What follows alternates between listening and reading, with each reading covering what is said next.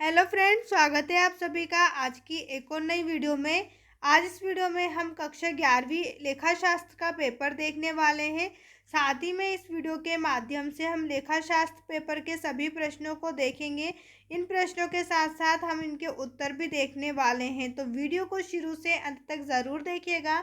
अगर आप हमारे चैनल पर नए हैं तो चैनल को सब्सक्राइब कर लीजिए, साथ में वीडियो को लाइक करके अपने सभी दोस्तों के साथ भी शेयर कर दीजिए।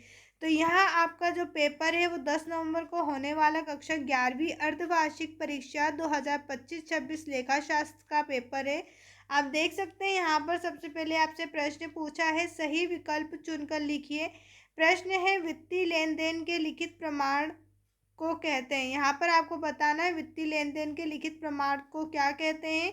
उत्तर आपका रहेगा मूल प्रलेख कहते हैं। क्या कहते हैं?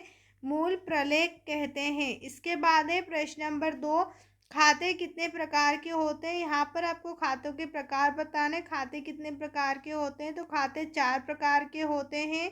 इसके बाद प्रश्न है नंबर 3 पर, रोज नामचे में कितने खाने होने चाहिए, तो रोज नामचे में पूरे 5 खाने होना चाहिए। ऑप्शन थर्ड जो है आपका सही उत्तर रहेगा, 5 खाने होने चाहिए।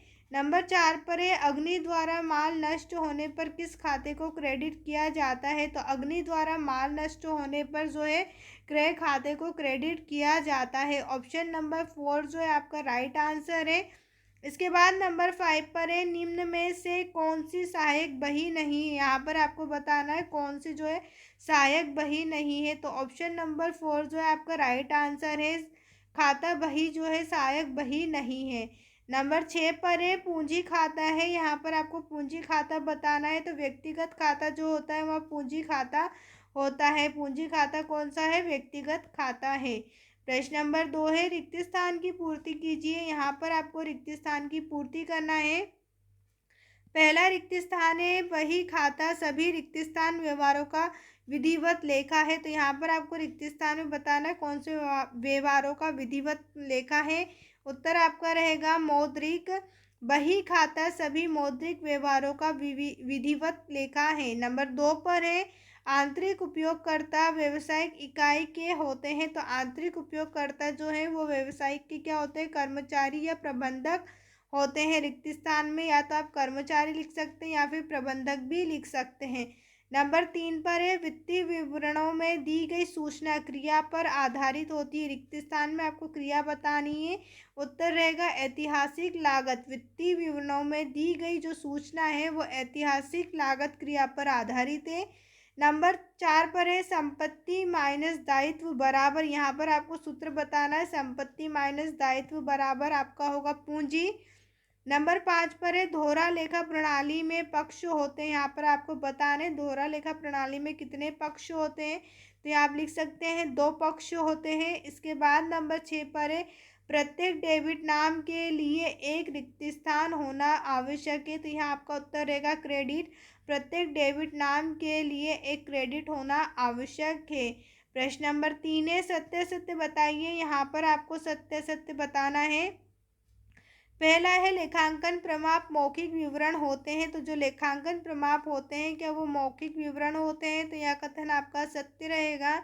इसके बाद नंबर 2 पर है, लूका पेसियोली इंग्लैंड के निवासी थे। जो लूका पेसियोली है वो क्या इंग्लैंड के निवासी थे, तो यहाँ कथन भी आपका असत्य है। इसके बाद नंबर 3 पर है, मूलभूत मान्यताओं के पालन में लेखांकन में एक रूपता आती है। क्या मूलभूत मान्यताओं के पालन से लेखांकन में एक रूपता आती है, तो यह कथन आपका सत्य है। इसके बाद है नंबर 4 पर, ख्याति एक अमूर्त संपत्ति होती। जो ख्याति है वो एक अमूर्त संपत्ति है, तो यह कथन भी आपका सत्य है। इसके बाद नंबर 5 पे, लेखांकन व्यवसाय की भाषा है। जो लेखांकन है वो क्या व्यवसाय की भाषा है, यह कथन भी आपका सत्य है। इसके बाद नंबर 6 पर है, लागत लेखांकन लेखाकर्म की एक शाखा है। जो लागत लेखांकन होती है क्या वो लेखा कर्म की एक शाखा है, तो यहाँ कथन भी आपका सत्य है। नंबर 4 पर है, सही जोड़ी मिलाइए। यहाँ पर आपको जोड़ी को मिलाना है।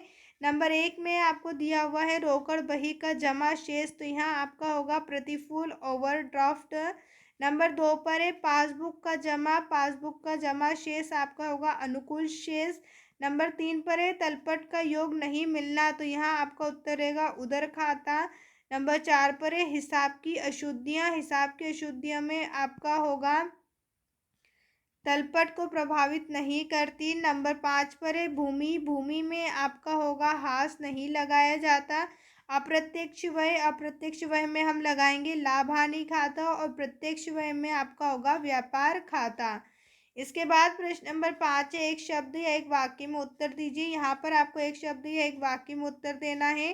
प्रश्न है देनदार के खाते का शेष हमेशा क्या रहता है? तो देनदार के खाते का शेष जो है हमेशा डेबिट रहता है। नंबर 2 है जर्नल के आधार पर किसमें लेखा किया जाता है? तो जर्नल के आधार पर जो है खाता बही में लेखा किया जाता है।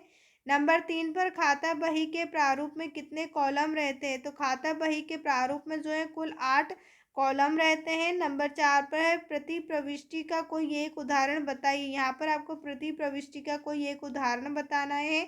उत्तर है बैंक में नगद जमा। नंबर 5 पर है दैनिक खर्चा का हिसाब किस रोकड़ बही में किया जाता है? तो दैनिक खर्चा का हिसाब जो है खुली रोकड़ बही में किया जाता है। नंबर 6 है सहायक बहियों के सामान्य कितने प्रकार हैं? सहायक बहियों के जो है कुल 8 प्रकार हैं। नंबर 7 है विक्रय खाते का शेष सदैव क्या रहता है? तो विक्रय खाते का शेष सदैव क्रेडिट रहता है। यहाँ से अब आपके प्रश्न शुरू होते हैं। प्रश्नों को शुरू करने से पहले अगर अभी तक आपने हमारे चैनल को सब्सक्राइब नहीं किया है तो सबसे पहले चैनल को सब्सक्राइब कर दीजिए। साथ में वीडियो को लाइक करके अपने सभी दोस्तों के साथ भी शेयर कर दीजिए। अब आप देख सकते हैं प्रश्न नंबर 6 में आपसे पूछा है लेखांकन क्या है? अथवा का प्रश्न है व्यापारिक बट्टा किसे कहते हैं? प्रश्न नंबर 7 है दोहरा लेखा प्रणाली से क्या आशय है? अथवा में व्यक्तिगत खाता क्या है आपसे पूछा है। प्रश्न नंबर 8 पूंजी किसे कहते हैं? अथवा में है आहरण किसे कहते हैं। प्रश्न नंबर 9 नाम मात्र का खाता किसे कहते हैं? अथवा का प्रश्न है किन्हीं दो वस्तुगत खातों के नाम लिखिए। प्रश्न नंबर 10 है खुदरा रोकड़ बही को समझाइए। अथवा में आपसे पूछा है विक्रय वापसी बही को समझाइए। प्रश्न नंबर 11 क्रय रोजनामचा से क्या आशय है? अथवा में आपसे पूछा है विक्रय रोजनामचा से क्या आशय है। प्रश्न नंबर 12 है द्विपक्षीय अशुद्ध किसे कहते हैं? अथवा में प्रमाणक किसे कहते हैं। प्रश्न नंबर 13 मूल्यह्रास लगाने की किन्हीं 4 पद्धतियों के नाम लिखिए। अथवा में आपसे पूछा है किन अशुद्धियों का तलपट पर प्रभाव पड़ता है। प्रश्न नंबर 14 बैंक समाधान विवरण की 2 विशेषता आपको बताना है। अथवा में है रोकड़ बही के 2 लाभ लिखिए। प्रश्न नंबर 15 है लेखांकन सूचांक की बाहरी उपयोगकर्ता कौन है? अथवा में आपसे पूछा है व्यापारिक छूट एवं नगद छूट में 2 अंतर बताइए। प्रश्न नंबर 16 है खाता बही के कोई 3 लाभ बताइए। अथवा में है फुटकर रोकड़ बही एवं मुख्य रोकड़ बही में अंतर बताना है।